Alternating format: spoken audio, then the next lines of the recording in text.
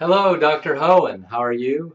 My name is Robert Lee. I am very glad to be taking your class. I'm learning a whole lot, as I hope will be reflected in my upcoming speech. So here is my index cards that you requested to see. Um, I will be hopefully not reading from those too much. And I have also the supporting materials. So let's get started. The name of my speech is called Cryogenics, Freezing to Life. To illustrate a point, may I first start off by asking you a question. If, in the far distance of the Serengeti Plain, a roaring lion was ferociously and fast approaching you, given the options of escaping in a vehicle or running away on foot, which would you choose? Of course, you would quickly hop in a vehicle and speed safely away. It's a no-brainer. You would have no religious or philosophical objections to using that automotive technology to facilitate your escape from certain death. And this is the same obvious answer cryobiologists and their advocates will give you for using cryogenic technology. As any healthy human would, those who opt for the vehicle of cryogenics simply want to outpace the ultimate predator, death. To choose otherwise contradicts natural instinct. In fact, it is unnatural. As any biologist will tell you, the process of cryogenics was long ago mastered by nature. It's been around for a long time. Indeed, it has been around for millions of years. In fact, evolutionarily, it has been selected for in certain insects, amphibians, and animals. Cryobiologists seek to reverse engineer this ingenious biological process for extending the lives of human beings. And why shouldn't they? My humble goal in this speech is to hopefully demystify the age-old process of cryogenics, thus alleviating fears and undermining religious and philosophical objections to the process.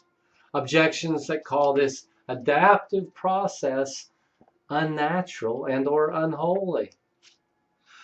And now, as unholy and unnatural as crypto engineers might be, please allow me to introduce you to some of the first in their field. Are you ready? Let me introduce you to the woolly bear caterpillar. Yes, he looks quite scary, doesn't he? This creature will freeze in the Arctic winter. Its heart completely stops beating, and a few months later this caterpillar will resume living as part of a natural process. This can occur up to 14 times in its 14-year lifespan. And the next I will introduce to you is, yes, a frog.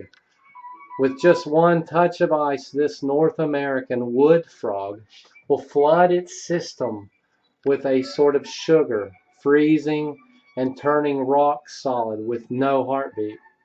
When spring arrives, this frog thaws out and goes about living happily as if nothing had ever happened.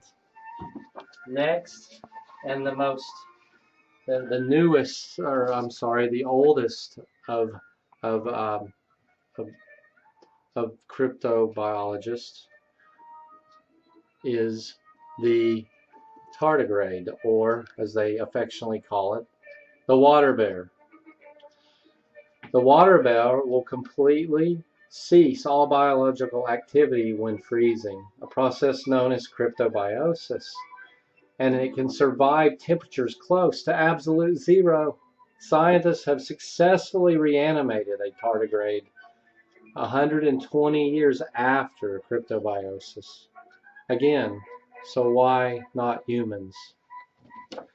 I hope these great pioneers of cryogenics didn't frighten you too much. So one might ask, why don't humans overcome freezing the same way these creatures do? That's a good question. One of the major obstacles for cryobiologists is getting past what is known as the glass transition phase. Allow me to explain. Living tissue is mostly made of water, of course. When tissue is cooled below freezing, water molecules gather together and form sharp ice. Ice expands and squeezes other molecules into a harmful concentration. On a cellular scale, ice forms first outside the cells. Expanding ice causes cells to dehydrate and shrink. And finally, cells are punctured and perforated by ice crystals. This is an irreversible damage called the glass transition phase.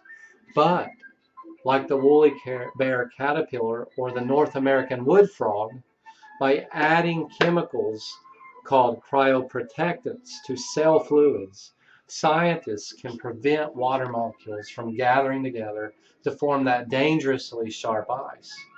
Instead of freezing, molecules just move slower and slower as they are cooled. Finally, at temperatures below 100 degrees Celsius, molecules become locked in place and a solid is formed. Water that becomes solid without freezing is said to be vitrified. In this state, biological time is literally stopped. On a small scale, on a small but very medically beneficial scale, human cryopreservation or vitrification has already saved thousands of lives. As you may already know, Now, thanks to the hard work of cryobiologists like Greg Fahey, human organs can be preserved for very long periods of time and then used in transplants. Ultimately, this process saves and extends human lives. What is so unnatural about survival or unholy about a long and healthy life? Many people walking around today are the happy and healthy recipients of cryogenic technology. Some of us ourselves have already directly or indirectly benefited from cryopreservation and don't even know it.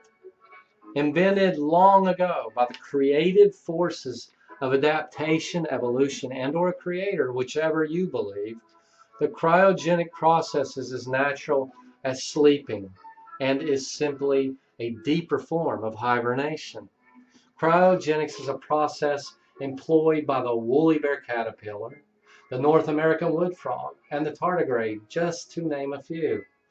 Personally, I hope that humans will very soon join that list. And this concludes my speech, Professor. Thank you very much for listening, and I look forward to your critique, sir. Thank you.